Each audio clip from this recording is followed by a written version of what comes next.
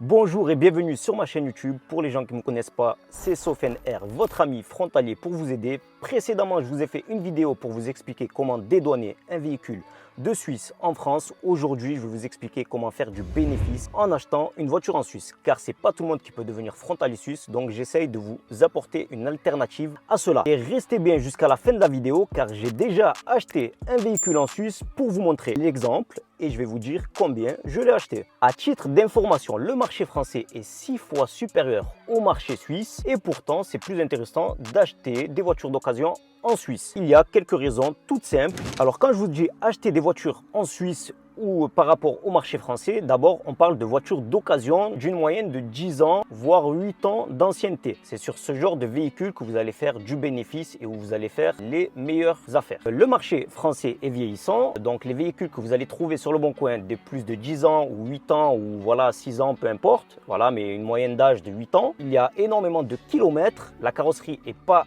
exceptionnelle et le marché est extrêmement cher. Donc pour ce même type de véhicule en Suisse avec le même nombre de kilométrage et une carrosserie, une esthétique parfaite, vous allez avoir un rabais à peu près de 20% sur le marché de l'occasion. Bien sûr, il faut connaître déjà au préalable quand même le marché, la cote Argus de chaque véhicule qui vous intéresse et à partir de là, vous allez pouvoir possiblement faire une affaire derrière. Et vu que la Suisse c'est un petit pays, les Suisses ne parcourent pas énormément de kilomètres dans l'année, donc ça veut dire que vous pouvez trouver des voitures de plus de 10 ans qui ont un faible kilométrage, à peu près 70 000 km comparé en France. Voilà, avec la même année, vous pouvez trouver des voitures à 200, 250 000 km. Donc voilà, c'est pour ça que déjà c'est plus intéressant en numéro 1. Il faut savoir que les Suisses aussi, le contrôle technique est plus compliqué à faire passer qu'en France, même si en France, voilà, les points de contrôle sont aussi difficiles à faire. Mais en Suisse, c'est vraiment plus compliqué. Il y a plus de points de contrôle à valider. Donc voilà, c'est une des raisons aussi que les Suisses vendent leur voiture parce que aussi les frais d'entretien sont énormes en Suisse. Donc voilà, pour les Suisses, c'est un gros budget dans l'année pour réparer leur véhicule. Donc ils préfèrent parfois vendre la voiture et partir sur un autre véhicule que de faire les réparations. Donc c'est là où nous, on va rentrer en jeu et on va pouvoir faire des bonnes affaires. Et voilà, pour être aussi dans un bon rang social, les Suisses aiment avoir toujours les derniers modèles, les derniers véhicules. Et après, il y a énormément de facilités aussi en Suisse pour des leasing avec des taux zéro. Donc c'est pour ça que les Suisses sont plus aptes à prendre des leasing que d'acheter des voitures. Donc parfois, voilà, ils ont des voitures aussi qu'ils n'ont plus besoin parce qu'ils ont fait le choix d'avoir un leasing. Donc pourquoi avoir une place de parking pas libre? Parce qu'il faut savoir aussi que les places de parking en Suisse, c'est très rare, très difficile à avoir. Donc par manque de place, ils peuvent vendre leur véhicule. Maintenant, on va parler de la stratégie à avoir pour trouver un bon véhicule d'occasion pour que vous puissiez derrière soit le revendre ou soit le garder pour vous. Parce que parfois, ça peut être juste pour une utilité personnelle, pas forcément de faire un bénéfice derrière. Donc c'est mieux d'avoir un véhicule bien entretenu, avec pas beaucoup de kilomètres et une belle carrosserie. Donc la stratégie à avoir, d'avoir au préalable, il faut connaître quand même le marché de l'automobile et s'y connaître au minimum sur la mécanique. Je ne vous demande pas d'être mécanicien ou de changer un joint de culasse ou une distribution, mais quand même reconnaître une voiture où il y a de l'usure. Donc déjà savoir si les plaquettes de frein sont bonnes ou pas, s'il y a des problèmes de triangle, si le moteur tourne bien ou pas. Donc voilà, la stratégie à avoir, elle reste personnelle. Faut quand même s'y connaître au minimum. Comment je procède pour trouver une bonne voiture d'occasion? Donc il faut savoir que moi ça fait plus de 10 ans que je suis pratiquement toutes les semaines sur les petites annonces, donc le Bon Coin, et je regarde les véhicules, donc je connais un peu au niveau du prix sur le marché, la cote Argus de chaque véhicule qui m'intéresse. Donc je vous conseille de faire une sélection de au minimum 5 véhicules pour faire le tri, savoir si le prix vous intéresse ou pas, aussi d'avoir un budget pour acheter votre véhicule. Donc sur quelles offres vous pouvez faire une bonne affaire? Donc c'est des véhicules entre 3 500 € jusqu'à 7 000, 8 000 €. Donc c'est la tranche moyenne où les gens achètent des véhicules. La plupart des gens en France achètent des véhicules entre 4 000 et 7 000 €. Déjà, il faut savoir le budget que vous voulez mettre dans le véhicule. Donc si vous voulez faire des bonnes affaires, c'est entre 3 et 7 000 €. Vous allez sur le Bon Coin, vous allez prendre 5 véhicules qui vous intéressent au préalable.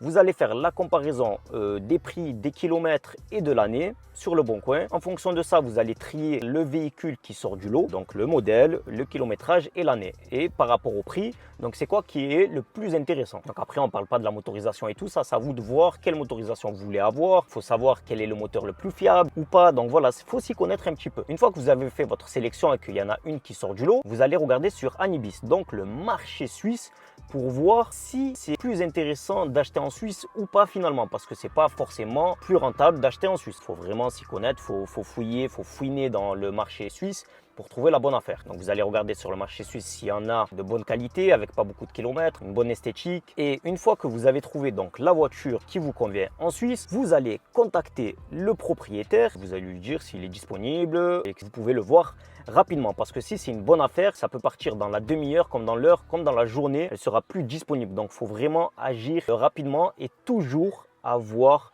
du cash sur vous, parce que voilà, il faut être prêt à payer la voiture directement. Quand c'est des petites sommes sur 4-5 000 euros et tout, parfois même souvent les propriétaires veulent du cash, donc c'est plus efficace pour eux, c'est plus rapide, voilà, pas besoin de démarches entre les virements, tout ça et tout. Au moins ils sont sûrs d'avoir l'argent et pas d'avoir d'arnaque. Donc voilà, vous contactez le propriétaire, vous allez le voir directement le plus tôt possible, essayez de bloquer voilà, la vente, et c'est là où vous allez procéder aux vérifications du véhicule. Donc premièrement, ce que je fais quand j'arrive devant un véhicule, je regarde l'esthétique extérieure. Donc je regarde la carrosserie, si elle est bien entretenue, s'il n'y a pas trop de bosse ou quoi. Je regarde le bas de caisse, s'il n'y a pas de la rouille, parce qu'en Suisse il faut savoir qu'il neige, donc il y a du sel, donc il peut avoir de la rouille. Je vois que la carrosserie elle est bien, donc ça veut dire que je me dis que peut-être le propriétaire entretient bien son véhicule. J'ouvre la porte, donc je regarde l'intérieur, les garnitures, les sièges, le tableau de bord et tout. Je vois si c'est cohérent par rapport au nombre de kilométrage, parce que si voilà, la voiture elle a 70 000 bornes au compteur et que l'intérieur il est pourri, c'est que peut-être il y a un problème, il y a eu un trafic au niveau du kilométrage, même ce qui est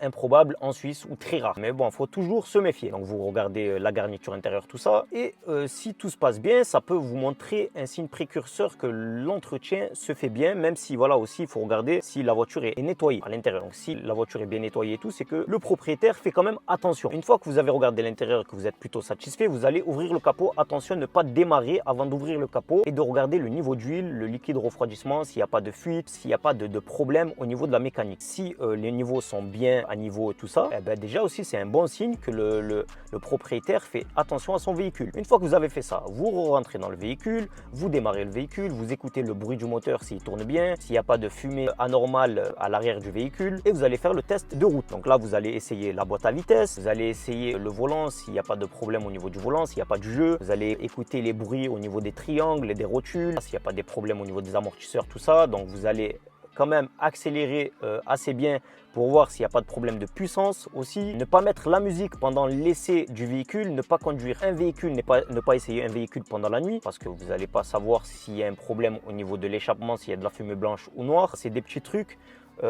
pour savoir si le véhicule est en bon état ou pas. Après, vous pouvez aussi essayer l'embrayage. Comment essayer l'embrayage? Donc vous allez mettre la troisième, vous allez appuyer sur l'embrayage, vous allez appuyer en même temps sur le frein et vous allez lâcher l'embrayage directement. Si la voiture cale directement, c'est que l'embrayage est bon. Si elle met du temps à caler, c'est que l'embrayage est fatigué. Donc voilà, c'est des signes précurseurs pour savoir si le véhicule est en bon état ou pas. Une fois que vous avez fait ces vérifications, vous allez regarder l'entretien du véhicule qui est très important. Si tout est cohérent et que l'entretien du véhicule est bien, que les suivis sont bons, eh bien vous passez à la vente.